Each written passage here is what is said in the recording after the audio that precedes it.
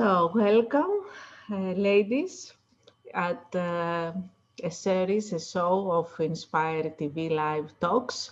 I'm Petra Terzi. I know you from the Cyprus International Film Festival. You have been somehow participants in the past, and also Katerina.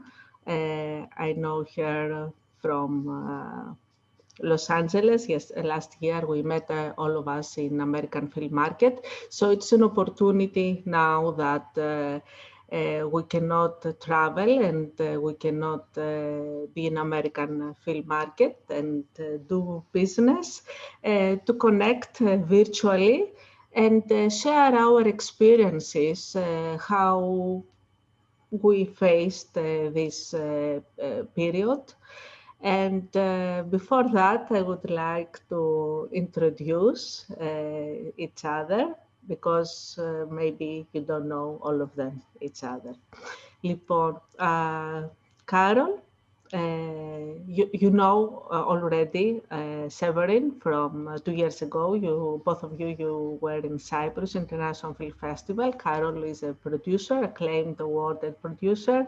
I was reading her resume today and was so impressed. You have been in more than 1,000 films involved. You have a big catalog. No, we own 1,000. You own. Yeah. Wow. So even more important. And Carol was member of the jury 2 years ago in the festival, and Severine was participating with her short film, and also she participates this year in this year's festival. I'm impressed from her because apart from her acting and she produces her short films, she's a great dancer. And she's from Germany, and she travels. She was in Greece a week ago. She was participating in other festival here in Athens, but virtually. And Katerina Moutsatsos, what I can tell about you? You started, you are of Greek origin, of course. Because of the name, I say, of course. But you are not born in Greece, but you are raised in Greece, and you became famous as an actress in Greece and Turkey. You were participating in TV series. You produced your own short films, and now you have a very interesting project. So underground, we will talk about this more later. So, Carol, please say us hello. How was this period, the last months in COVID?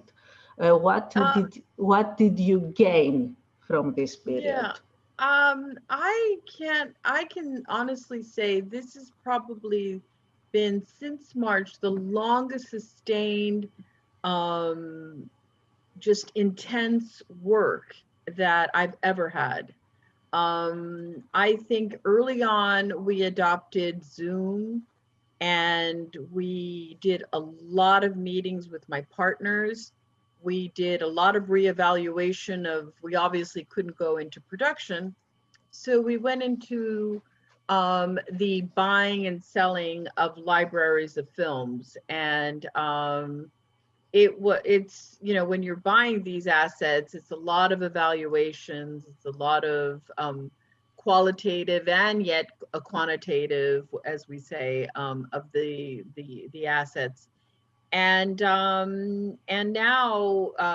you know, we reevaluated the projects that we had, and really have 14 projects that we want to go into production when all of this is going. And we really feel that Europe is ahead of the world in going to be able to manage this COVID or this post-COVID. So we're going and opening up a French company. That is not somebody being tortured. That's my cat, and he's just gonna cry. I'm sorry. Okay. And so anyway, so we're going to be opening up a French company, and starting the co-productions of the 14 films that we have, which are about 6 or 7 of them are European projects. So we're very excited. It's been, we're very fortunate. We had a great team. Our employees, they all worked from home very, very intensely. I'm talking 2, 3, 4 o'clock in the morning sometimes. So I know it's been hard for a lot of people. I am very involved with women in film organizations, and it's really tragic what has happened to a lot of people. But we're here together to try to help each other, and hope that we all can come out of this as unscathed as possible. Okay, so amazing. You have been so productive. But how did your life change somehow because of No, COVID? we've always had the same partners. And honestly, I thought that at the beginning, when we knew we weren't going to be able to go into production, that I thought my partners would say, we're pulling out of the business, we're pulling out money, no more. And it was the opposite. And I felt that the meetings with distributors and buyers were extremely productive, because now they don't have any distractions. If you go to Cannes, you usually have meetings, but they're 15 minutes and you're running around and you're crazed, and Brad Pitt is walking by, so people are distracted. Right now people are very intense, and they're prepared, and if this is going to go into a second phase, and we're going to be like this for a little while. And all I can do to encourage you all is get into the business, get into your, be productive. Everybody understands it's different scales. Even the unions are encouraging us to do it virtually. So, all I can say is, get involved with groups. They're all having virtual meetings, and, and be productive. This is the time, this is no time to eat bonbons. All right.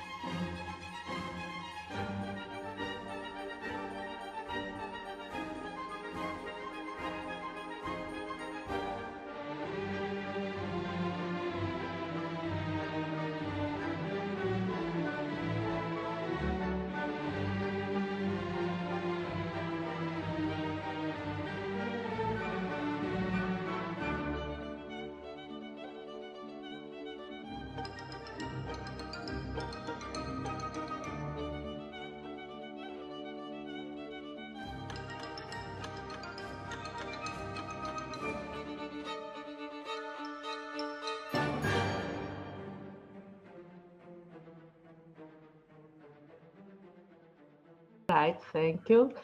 Katerina, you are in LA. I have watched some videos of you about COVID, and I was a bit scared.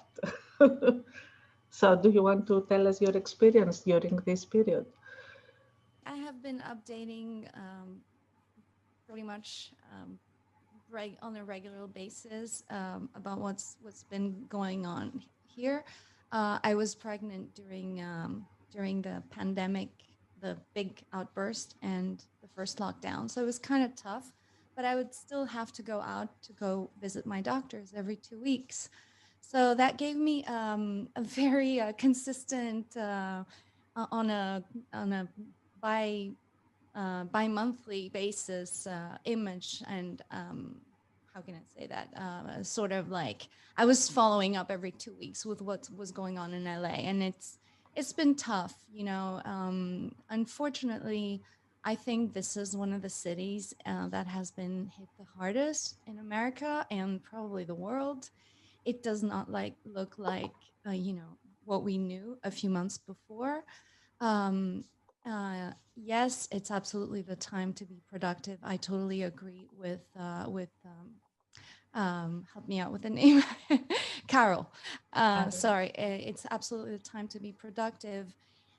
Though from a writer's standpoint, I'm a studio owner here in LA.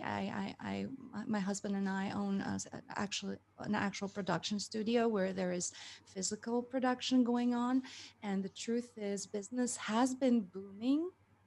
Because yes, there is, whenever there are wars or pandemics or, we always see a booming in the entertainment industry. And I can attest to that. Our business has been booming in terms of physical production in the studio with all the measures, with all the hardship that's coming with the whole thing. But from a writer's standpoint, which is my main project, my personal project, it's very difficult to keep it going. This is the other side of the coin is we need to keep telling stories, yet as the world is changing and as we're talking about a visual, and we're talking about our old life, and we don't know what our new life is going to be like. We have trouble putting this into a story.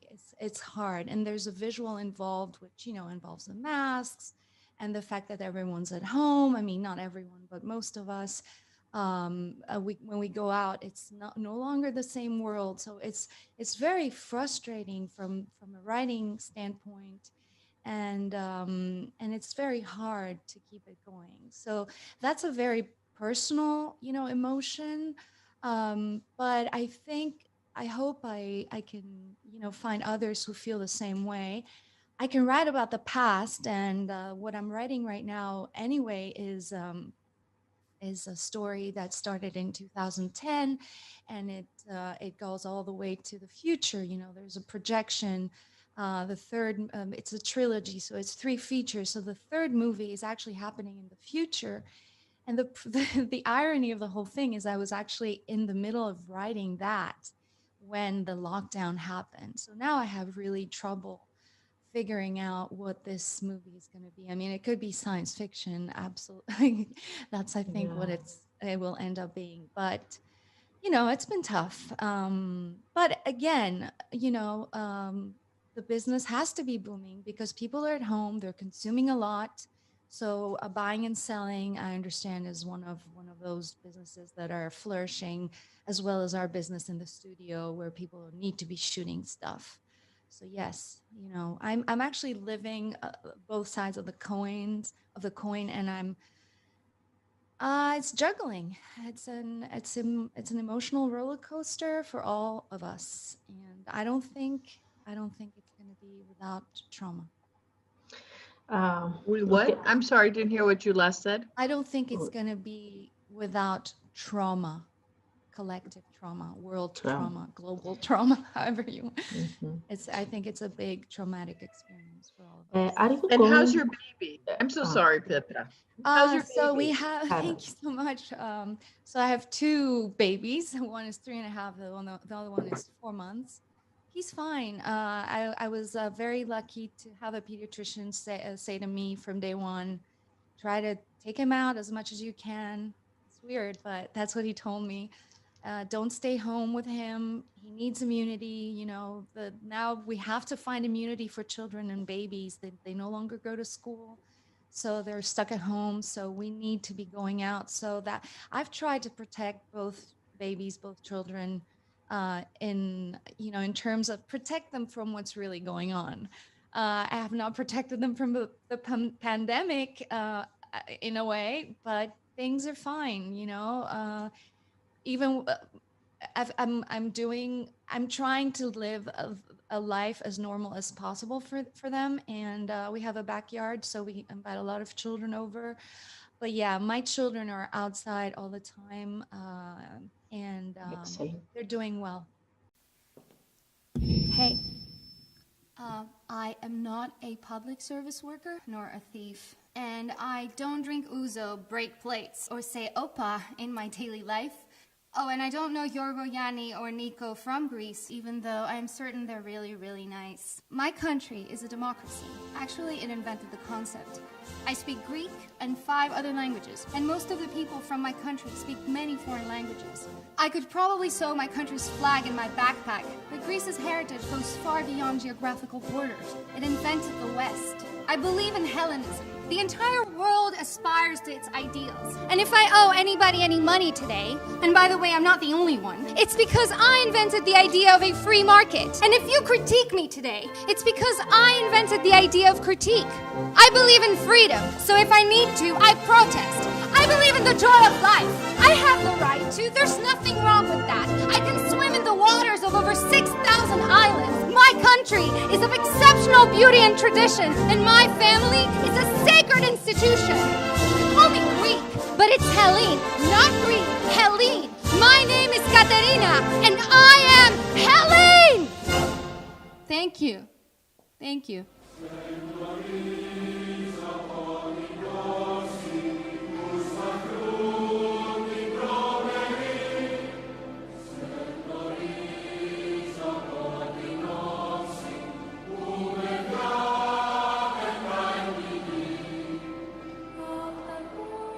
I wanted to ask you before you told us about the writing, the new script, the new story you write, and it is going to the future. So are you going to include the pandemic situation?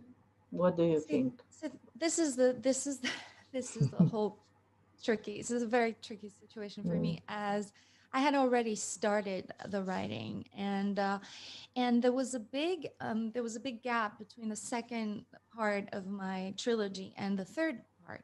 So that third part is actually normally happening in 2030, where the characters have grown and they have children. They have children of their own. The problem is, I can keep it somehow real or completely science fiction. I either have to change it completely, taking into account what has happened, or totally ignore this pandemic, because we don't know what's going to happen within the next year. I think this next year will be critical. So that's why I'm having trouble. So I would not like to include the pandemic. I would not. That's my wish, but I might have to. But I wouldn't. If it were a choice, I wouldn't want to include it. Okay. It's actually a very. It's actually my third. The third part of this whole. The first 2 parts are happening in real context, real historic context of Greece, of America, of France, Turkey, and Italy. Those are the 5 countries those stories are taking place.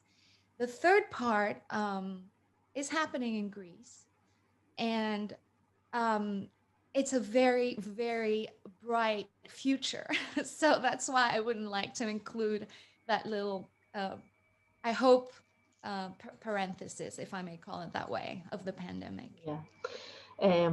At your case, I think because the children are too small, they don't go to school in any case. So during the pandemic, you stay with them all the time, as you were supposed to do.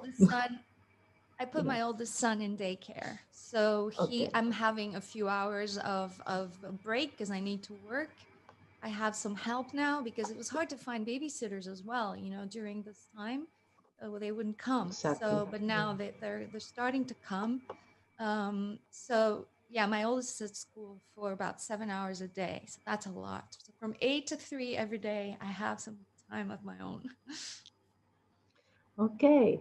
So, Severine, you are the most traveler in our days. You left New York and you went to Germany and you came to Greece and now you are back to New York. How did you manage to do this? Well, first of all, I think Germany has the situation or under control, even though the numbers are rising.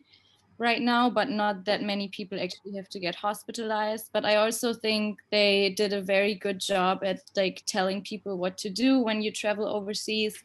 My boyfriend and I took a test immediately when we arrived at the airport, and we actually got the results within 6 hours. And then we stayed a lot with my family in Germany, and did wear our mask when we went to stores, always washed our hands, used disinfectant. So we did everything to protect ourselves and others. And now we're also quarantining in New York for 14 days, but we were lucky and didn't catch anything. Yeah. Okay. And all right, what did you do during the pandemic? You were productive too? Yeah, I was very busy before the pandemic. I did a music video, another short, and they both won awards. And then I was supposed to do another short film, but I had to reschedule it.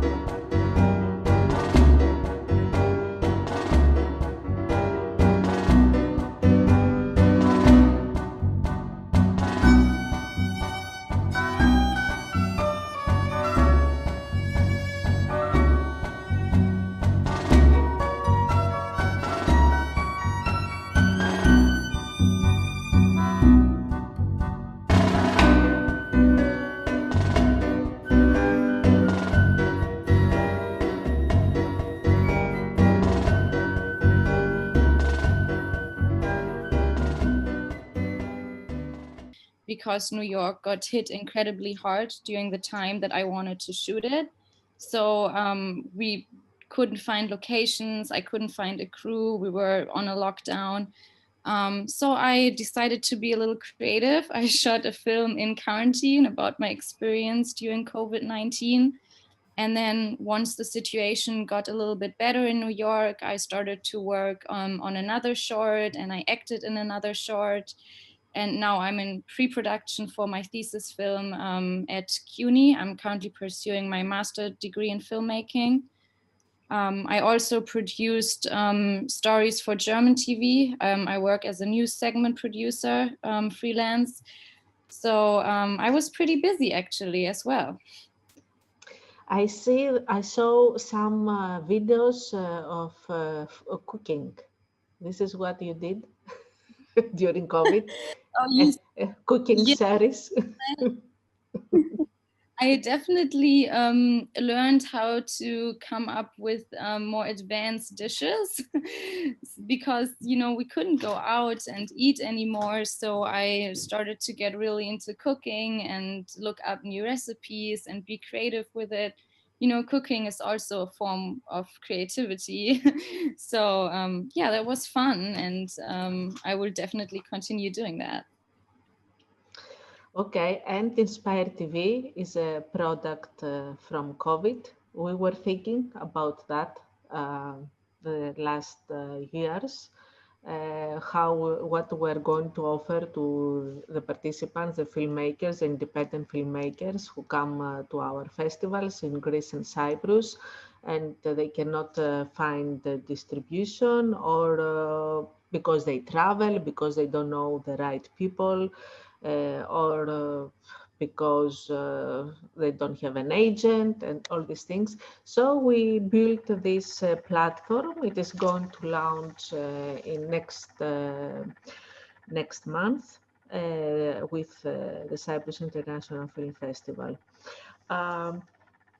So what is the future now for you? Of course, the vaccine will come out and will go back to normal. What will be the difference from now on for you? Was For this me, or is it a question for everyone? Yes, Carol. What do I think well, I think we have to separate the what we would call the immediate future. What do we know now? And like in the next 18 months, what do I think it's going to look like? I think for the independent, it's going to be very, very difficult unless you have a very small crew that you can isolate them and you can keep them, everybody safe, because if you're working with the unions, they're demanding it. And, the costs of doing production during the COVID, it's like, 20, 30, 20, 25%. But I've also heard that now there are businesses that are just COVID productions, for productions, that can offer 8, 10% increase in but it's all that COVID protection. There's additional insurance that you must get because none of the insurance companies want to cover this anymore. And if you have investors, they're going to require that. And that's a minimum of $100,000. I mean, in an independent film, we already have no money to put up on the screen. It's going to be difficult. But I think that, if we can make very small, intense films and we can make them, protect ourselves and protect our investors and protect, so that we have a sense of, wanting to sell it. And I think that, the world of the theatrical world in the next 18 months is going to be difficult because a lot of the movie theaters are closing, and therefore there's very little room for the independent. So we're now relegated to, the big streamers, and the big streamers, right now are changing their models. They used to be someplace that all of us could sell our films to. It's really not, anymore. So, what is your opinion? My feeling is that we will go more virtual. Also, the cinemas theater. I talk with cinema owners, and they started to have their own streaming, and they sell tickets both for public screenings and virtual screenings. Good for them. Good for them. I think that's wonderful feeling. Because they're, like for instance, in Europe, there are these little independent chains. And really, why did I go there? Number one, of course, I wanted that theatrical, community that I wanted to watch a film. But there's also programming that those little independent films, and it was a destination. It was a Friday night. I wanted to do something. I would just go because I always knew that these theaters had interesting films. So if they're doing it virtually too, the same thing's going to happen. It's a Friday night. I want to do something. I'm going to go to the Criterion collection. I know that I'm always going to find something. Yeah. I must admit, last night I watched the Glorias, the story of Gloria Steinem, a big women's advocate here in the United States, on Amazon. So we can find our images in the product. It's just going to be an adaptation. For the sake of Katerina, what's 5 years going to look like from now? I have no idea. But I think I have a pretty good sense of what it's going to look like in the next 18 months. Okay. What is your impression, your feeling, Katerina? You have 1 minute. I agree that, I agree that, it's great that all those theater owners are doing that. And then myself, like I'm purchasing tickets from festivals. Now, if I have the time to watch them is a different story. Like I've purchased the entire pass for a festival. I haven't watched a single movie. So that's another inconvenient, that's another problem of the virtual, like so much, you buy it, but you don't go, and you're at home and you're like, whatever. So that's bad. But I I know you mentioned the vaccine, and I'm not going to. I don't want to take it. I want to wait 4 years. I'll wait for others to take it. But no, the thing is, I'm more concerned about the future in terms of stories.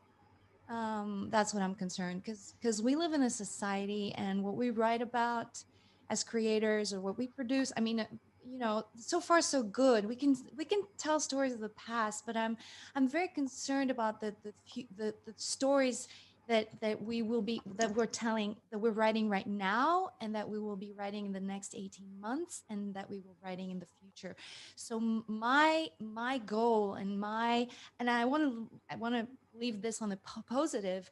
I definitely want to think positive and think that society is going to go back to an absolute reopening, because we need this for stories. We need this for entertainment. We need this for a future, and we need this to come together. You know, virtually will never happen. Come on, let's be honest. You know, coming together is a physical experience, an empirical one, and you know, nothing can replace that. Exactly. There are substitutes, and this is one of them. But I think the people are gonna want to go back to absolute normal. No new normal, no, you know. And I'm hoping it's gonna happen. And yes, of course, we need to give it more time. You know, we don't know what this thing is about, but I think that we should look into that as well, and be hopeful. So that is the future for me, a very positive and brighter future than even the old normal. Yeah, okay. And what is your dream for the future, Severine? Well, I also agree with Katerina. There are some things that can't be replaced virtually. Like here in New York, Broadway is closed for such a long time, and artists need a place to train, and nothing can replace like being in a theater and seeing something live. But I also think there'll come a lot of good things from the pandemic and the lockdown. I think people will come up with more creative things, more unique story ideas. Things will change. I think when people are in a bad situation, it also like it makes them change certain things and think of other ways to solve a problem. So I think a lot of creative and unique solutions can come about from this traumatic experience. Okay. So that's all for now. It was a small meeting. I'm looking forward, if you like, to meet again, maybe with a special topic, another topic about immigration and refugees, probably because most of us live in other countries. So thank you very much for now. Thank you. Thank you. Yeah. Nice meeting you, ladies. Nice meeting It's you. nice meeting you too. And George, thank you for being here. I asked Christos to make me host. Now I give the hosting to Christos too, and we can close. Bye-bye, everyone. Bye. Bye-bye, everyone. Stay safe Have a good day. and be inspired. Yes, be inspired. Bye. Okay. Come to the virtual screenings of the festivals next month. We will do both. Bye.